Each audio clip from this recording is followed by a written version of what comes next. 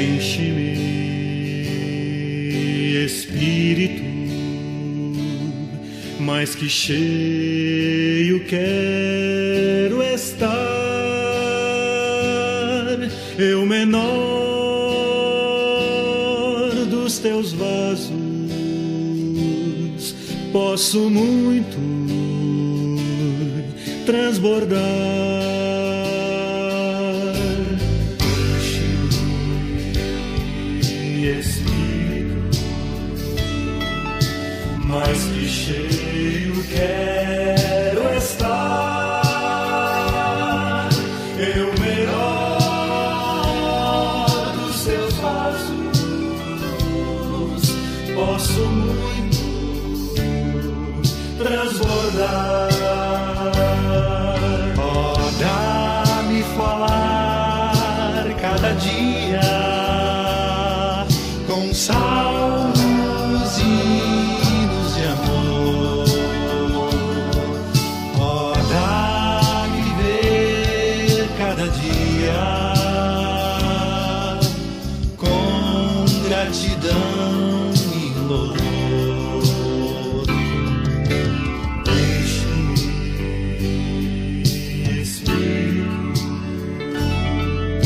Mais que cheio quero estar. Eu menor dos teus vasos, posso muito transbordar. Dá-me viver cada dia com sobriedade,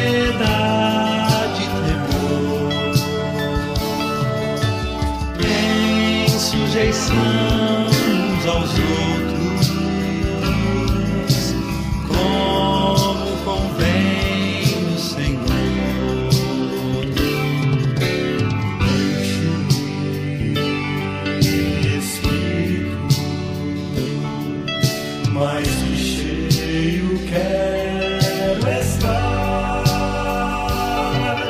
Eu menor dos teus vasos,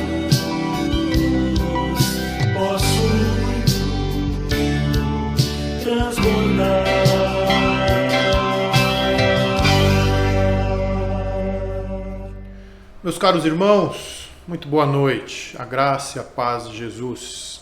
É noite de quarta-feira, noite de oração, noite para refletirmos na palavra do Senhor. Eu quero ler com vocês nessa noite esse texto de Filipenses, capítulo 1, verso 6.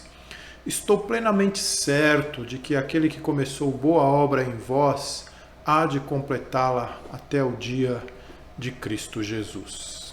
Amém? A nossa oração por nossos irmãos tem sempre esse objetivo de que a vida cristã seja sempre numa direção crescente, que os nossos irmãos estejam sempre tocados pelo Espírito Santo de Deus para perseverarem e crescerem na graça e no conhecimento de nosso Senhor Jesus Cristo. Eu quero então orar com você. Feche os teus olhos, vamos falar com o Pai nesta noite. É bom, Senhor, estarmos na Tua presença, sempre é bom estarmos na Tua presença, Pai. É bom quando nos juntamos. Esse é um momento precioso da nossa vida de fé, da nossa peregrinação, da nossa jornada por aqui. Estarmos juntos, intercedendo uns pelos outros, pedindo ao Senhor, não coisas materiais, imediatas, mas procurando, Pai, à luz dessas orações na prisão, pedir ao Senhor que os nossos olhos sejam abertos, sejam cada vez mais esclarecidos do que nós temos no Senhor. daquilo que o Senhor nos oferece, da herança maravilhosa, a qual o Senhor nos disponibiliza na pessoa de Jesus, na pessoa do Teu Espírito que habita em nós. Por isso, Deus, nós pedimos que cresçamos no amor. Por isso, ó Deus, que nós te pedimos que tenhamos, ó Deus, disposição para produzir o fruto do Espírito, para imprimirmos no nosso dia a dia, nas pessoas com quem nos relacionamos, o fruto da justiça, Pai. Para que nessa disposição, ó Deus, de desempenho na vida cristã, nós estejamos sempre preparados para o dia de Cristo. Pai, muito obrigado, Deus, pela Tua provisão. Apesar das nossas resistências, das nossas desconfianças, dos nossos temores, o Senhor é um Deus fiel. Obrigado, Deus, pela oração que nos faz refletir nos Teus atributos e nos faz lembrarmos que o Senhor é fiel. Isso alegra o nosso coração, isso nos traz esperança, isso nos motiva a perseverarmos. Louvado e exaltado seja o Senhor por Tua fidelidade. Nós somos falhos, nós pecamos, mas ainda assim o Senhor nos atende, o Senhor cuida de nós, o Senhor provê o ar que respiramos, o Senhor provê o alimento na nossa mesa, o Senhor provê as roupas que vestimos, o Senhor provê as pessoas para abençoarem as nossas vidas. Muito obrigado, Pai, muito obrigado. Perdoa, Deus, as nossas faltas, os nossos pecados. Perdoa, Deus, a nossa falta de fé. E que na oração, Pai, nós sejamos ademoestados, sejamos alertados e sintamos, ó Deus, o Teu amor. Que a Tua voz seja ouvida, Pai, nas palavras da nossa oração, no pensamento da nossa oração, na reflexão que é feita enquanto oramos. E ensina-nos, Pai, a orarmos, para que a nossa oração tenha de fato esse efeito de nos aproximarmos do Senhor. Em nome de Jesus. Amém. Orações da prisão. Paulo, enquanto estava preso, ele escreveu suas cartas às igrejas que ele conhecia, aos seus irmãos, e nessas cartas Paulo escreveu as suas orações. E essas orações têm um conteúdo rico para o qual nós estamos atentando nas quartas-feiras. Hoje vamos para o primeiro capítulo da carta de Paulo aos Filipenses, quando ali ele ora pelos seus irmãos em 3 versículos. Filipenses, capítulo 1, versos de 9 a 11. Paulo diz assim: E também faço esta oração em favor... E também faço esta oração, que o vosso amor aumente mais e mais, em pleno conhecimento e toda percepção, para aprovardes as coisas excelentes e serdes sinceros e inculpáveis para o dia de Cristo, cheios do fruto de justiça, o qual é mediante Jesus Cristo, para a glória e louvor de Deus. Muito profunda, muito bonita essa oração de Paulo. São muito nobres os desejos que Paulo tem para os seus irmãos. São ricos os desejos e os pedidos de Paulo em favor dos seus irmãos. São desejos para que eles experimentem a riqueza que está disponível a eles. Paulo ora por mim, Paulo ora por você.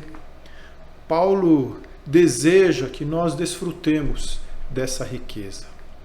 Nesse texto do capítulo 1, anteriormente à sua oração, Paulo expõe a alegria ao lembrar-se dos seus amigos lá de Filipos. E lembra também e expõe a eles o amor crescente de Paulo por seus irmãos. Paulo também encontra alegria em lembrar-se deles, desses seus irmãos, diante do Senhor em oração. Isso é muito... chama bastante a atenção da gente, esse item, essa característica de Paulo, da vida devocional, da vida cristã de Paulo. Paulo encontra alegria na oração ao lembrar-se de seus irmãos, ao orar por eles. Filipenses é a carta da alegria. Alegrai-vos no Senhor, outra vez digo, alegrai-vos. E Paulo está dizendo mais ou menos assim, eu me alegro quando diante do Senhor, diante do trono da graça de Deus, eu oro por vocês. O sumo sacerdote no Antigo Testamento usava uma roupa especial. E nessa roupa, uma parte dela que vinha aqui na frente, chamado éfode, era uma parte da indumentária do sacerdote usada sobre o coração e que cobria o peito. E nessa parte da roupa estavam ali 12 pedras, como se fosse um bordado, um ornamento que cobria o peito. Estavam ali as 12 pedras, cada uma delas tinha o nome de uma das tribos de Israel. O éfode era um símbolo de que o sacerdote carregava no seu peito, carregava no seu amor o povo de Deus, carregava no seu coração o povo de Deus e fazia isso com amor. Então, Paulo, conhecedor de todo o sistema sacerdotal, né, tem esse cuidado de dizer aos seus irmãos o quanto ele os ama quando ele faz esse tipo de oração, para que eles experimentem de forma profunda a riqueza que Deus disponibiliza a eles através de Jesus Cristo. Então, é importante nós darmos atenção devida a esse tempo de ajuntamento para oração. Não seria exagero algum afirmar que a mais profunda comunhão e alegria cristã que podemos experimentar nessa vida é colocar-se diante do trono da graça de Deus e orar com os irmãos uns pelos outros.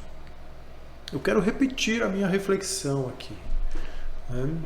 Não seria exagero algum afirmar que a mais profunda comunhão e a mais profunda alegria cristã que podemos experimentar nessa vida, nessa trajetória nossa aqui, é colocar-se diante do trono da graça de Deus e orar com os irmãos uns pelos outros. Por isso, em breve, meus irmãos, nós vamos voltar às nossas reuniões de oração presenciais, tá bom? Eu gostaria que você estivesse orando por isso, para que Deus mostre a mim o momento exato de voltarmos com as nossas reuniões presenciais. Eu gostaria muito de que isso fosse breve. E eu quero contar com as tuas orações. Esta oração de Paulo é uma oração pela maturidade daqueles irmãos. É a oração de um pai que olha para um filho e pede: Deus, que ele cresça saudável, que ele cresça forte, que ele cresça com muito vigor, com muita disposição, Essa é a oração para a maturidade, para o crescimento. E Paulo começa com o item mais importante que faz parte da nossa maturidade, do nosso crescimento. Paulo começa com o amor. Ele diz assim: também faço esta oração, que o vosso amor aumente mais e mais. Convenhamos, se o nosso amor cristão for o que realmente deve ser, então o demais é detalhe e tudo vai bem. Paulo ora para que eles experimentem amor abundante. Faço esta oração para que o vosso amor aumente mais e mais. E amor não é qualquer amor, é um amor compreendido, é um amor discernido. Paulo deseja que seus irmãos e amigos cresçam em discernimento, em serem aptos para distinguir o que é de fato amor, para que distinguam as coisas que são diferentes, para que sejam habilitados aos detalhes. A capacidade de distinguir, de discernir, é uma marca de maturidade. Quando um bebê aprende a falar, ele pode chamar qualquer animal de 4 patas de uau-uau, por exemplo. Mas depois ele vai descobrindo, conforme ele vai amadurecendo, ele vai descobrindo que existem gatos, que existem cachorros, que existem vacas, que existem outros animais quadrúpedes. Nem todos são uau-uau. Inclusive, o que ele chama de uau-uau é cachorro. Então ele começa a discernir, começa a distinguir. Para uma criança, um automóvel é simplesmente igual ao outro. Mas para um pré-adolescente, pode ser que ele já conheça as marcas, as diferenças. Um pré-adolescente pode distinguir modelos, pode saber quais são os mais rápidos, os mais potentes, os mais populares, os mais caros. Uma das marcas da maturidade cristã é discernir bem o amor. Segundo C.S. Lewis, há 4 tipos de amor, 4 tipos diferentes. C.S. Lewis escreve um livrinho chamado 4 Amores, e ele se refere, ele se vale da língua grega, da riqueza da língua grega. Os gregos usavam 4 palavras diferentes para distinguir os amores. Pelo menos no grego koiné, que é o grego do Antigo Testamento, existem 4 palavras diferentes para definir amor. E aí eles distinguiam qual é cada um. Então os gregos falavam do amor storge, que é o amor afetivo, aquele amor que se tem por coisas e pessoas que representam algo importante, que representam importância. São as afetividades no sentido mais básico, aquilo que é fácil de você gostar. Eu amo meu cachorrinho, ele é muito afetuoso, ele é muito brincalhão, ele é muito receptivo.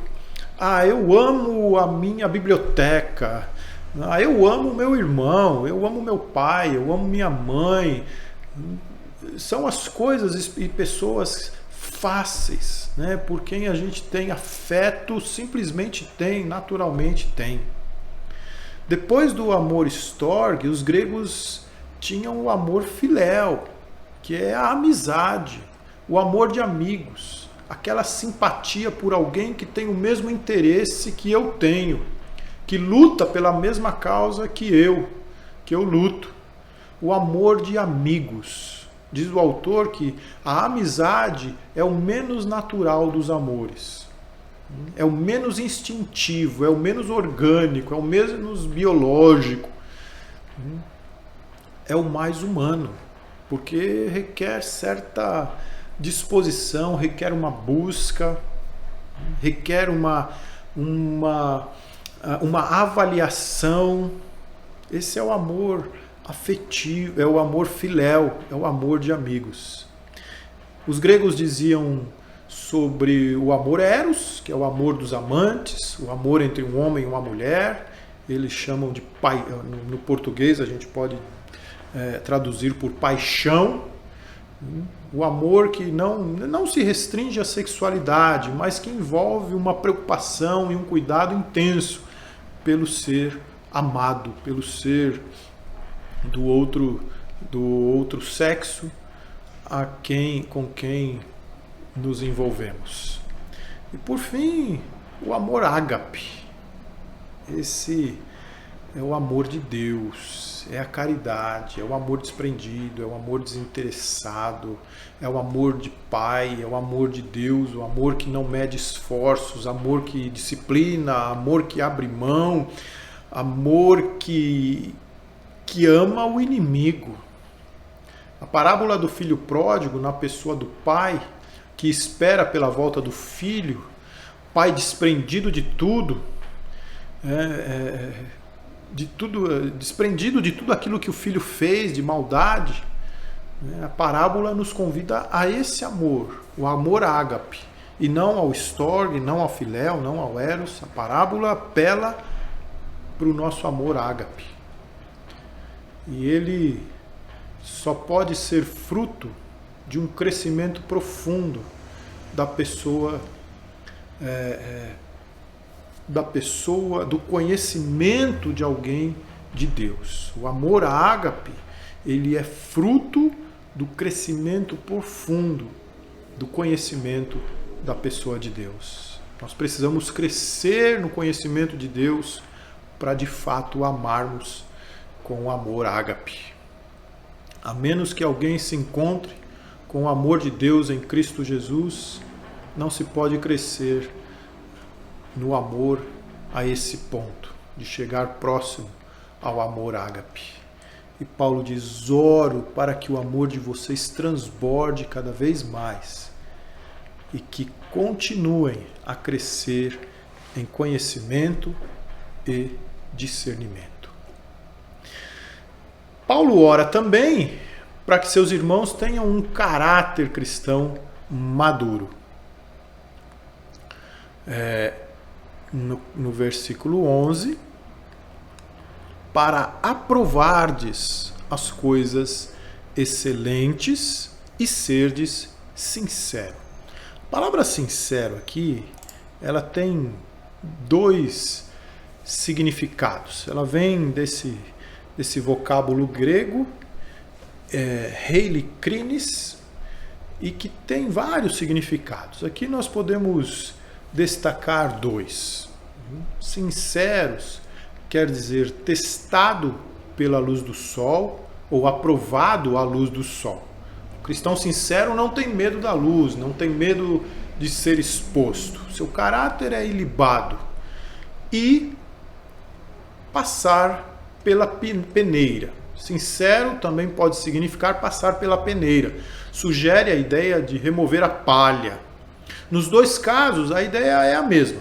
Paulo ora para que seus irmãos, amigos, tivessem um caráter que fosse aprovado, mostrando autenticidade, pureza, um caráter sem comprometimento, sem misturas. Então, esse é o desejo de Paulo para os seus irmãos, que eles cresçam em amor mais e mais, que eles tenham esse caráter ilibado e que sejam inculpáveis, sinceros e inculpáveis para o dia de Cristo. Isso que significa que a nossa vida não cause tropeço para outra pessoa e para que eles estejam prontos para o julgamento de Cristo quando retornar.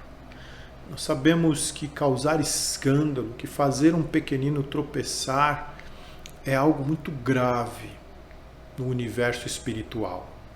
Jesus diz que se alguém fizer um dos seus pequeninos tropeçar, é melhor que amarre uma corda no pescoço e se jogue de cima de uma ponte. Algo mais ou menos assim que Jesus diz. Eu não me lembro exatamente do versículo. Diz assim os textos, 2 Coríntios 5,10: porque importa que todos nós compareçamos perante o tribunal de Cristo, para que cada um receba segundo o bem ou mal que tiver feito por meio do corpo. E João diz assim: filhinhos, agora pois permanecei nele, para que quando ele se manifestar tenhamos confiança e dele não nos afastemos envergonhados na sua vinda. Inculpáveis. Essa é a oração de Paulo por seus irmãos de Filipos, que eles cresçam no amor, que eles cresçam no seu caráter, para que sejam inculpáveis. Aqui pensamos em duas perguntas que precisamos responder com toda sinceridade para nós mesmos, para Deus, e que ninguém pode fazer isso por nós. E não se atreva, por favor, a fazer isso por alguém, a responder essas perguntas por alguém. Será que o que eu faço provoca tropeço na vida de alguém? Será que me sentirei envergonhado se Cristo voltar agora? Responda aí para você, reflita nessas questões à luz da oração de Paulo como uma forma de aplicação dessa palavra por enquanto para você. Paulo ora para que seus irmãos sejam frutíferos, para que eles prestem um bom serviço no ambiente da fé, no reino de Deus. Paulo ora para que eles sejam maduros no servir. Ele diz: cheios do fruto de justiça. Paulo não está aqui interessado numa igreja ativista, uma igreja com uma agenda lotada, cheia de atividades. Não é bem isso. Ele se refere ao tipo de fruto que é produzido quando estamos em comunhão com Cristo, quando estamos em comunhão entre nós. João nos diz assim: permanecei em mim e eu permanecerei em vós. Como não pode o ramo produzir fruto de si mesmo se não permanecer na videira, assim nem vós o podeis dar se não permanecerdes em mim.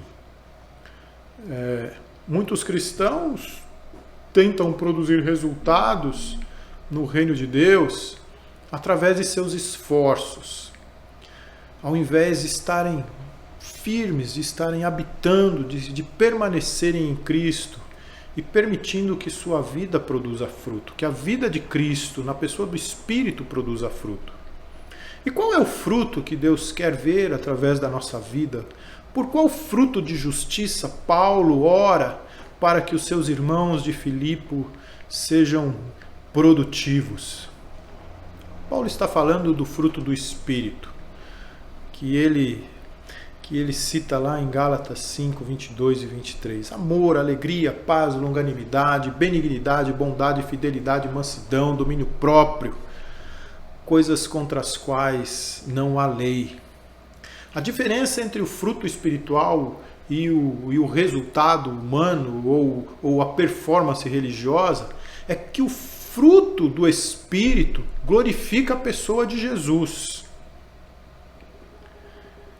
Paulo diz assim: cheios do fruto de justiça, o qual é mediante Jesus Cristo, para a glória e louvor de Deus.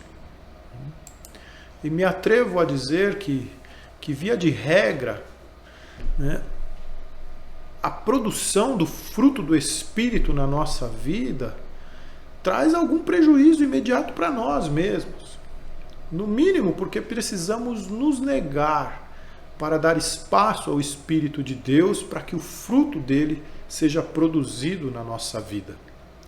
Quando fazemos algo em nossa própria força, a tendência nossa é nos gabarmos, como o fariseu da parábola de Jesus, na oração em público, e Jesus diz para ele: olha, já teve o seu ganho. Mas o verdadeiro fruto espiritual, ele é tão bonito, ele é tão maravilhoso, ele é tão surpreendente, que ninguém pode requerer crédito para si mesmo. A glória precisa ser dada a Deus. A gente fala, das pessoas: olha, só Deus para fazer isso na vida dessa pessoa. O único mérito humano, quando flui o fruto do Espírito, é ter sido convencido pelo Consolador a negar-se a si mesmo. Então, quando você quer elogiar alguém por algo, por uma expressão do fruto do Espírito, você pode dizer assim: parabéns, porque você negou-se a si mesmo e permitiu o Espírito trabalhar na sua vida para que você amasse, para que você fosse longânimo, para que você experimentasse paz, para que você fosse bondoso, para que você se mantivesse fiel. Se não negarmos o nosso ego, se não negarmos o nosso eu, não amamos com amor ágape. Se não negamos o nosso ego, se não negamos o nosso eu, não dispomos a nossa alma à alegria no meio das circunstâncias adversas, como Paulo. Paulo escreve a carta da alegria estando preso, com sua condenação decretada. Se não negarmos a nós mesmos, nós não experimentamos a paz, porque o nosso coração ele é ansioso, ele é temeroso. Se não negarmos a nós mesmos, nós não somos longânimos, nós não exercemos paciência, nós não usamos de bondade, não nos dispomos à fidelidade, não nos entregamos à mansidão e não somos fortalecidos para o domínio próprio se não dermos espaço todo à pessoa do Espírito que habita em nós. Então, para produzir esse fruto da justiça, nós precisamos ouvir o que Jesus nos disse. Negue-se a si mesmo, tome a cada dia a sua cruz e siga-me. Negue-se a si mesmo, dê espaço para o Espírito Santo trabalhar na sua vida e então produza o fruto do Espírito. Esta é a oração de Paulo por nós. Esta é a nossa oração por você. Que o amor de vocês aumente, que o discernimento de vocês os torne sensíveis às coisas excelentes de Deus, as coisas excelentes do céu. Que vocês sejam sinceros, verdadeiros, puros e inculpáveis, dispostos a servir, produzindo fruto da justiça, fruto produzido através de Jesus na tua vida, na pessoa do Espírito Santo que te habita, para a glória de Deus Pai. E que naquele dia todos nós nos alegremos na aprovação de Deus. Muito bem, e ouçamos dele assim: muito bem, servo bom e fiel. Foste fiel no pouco, sobre o muito te colocarei. Entra no gozo do teu Senhor. Maranata! Que venha o Senhor Jesus. Uma noite repleta de boa esperança para você. Fica na paz do Senhor.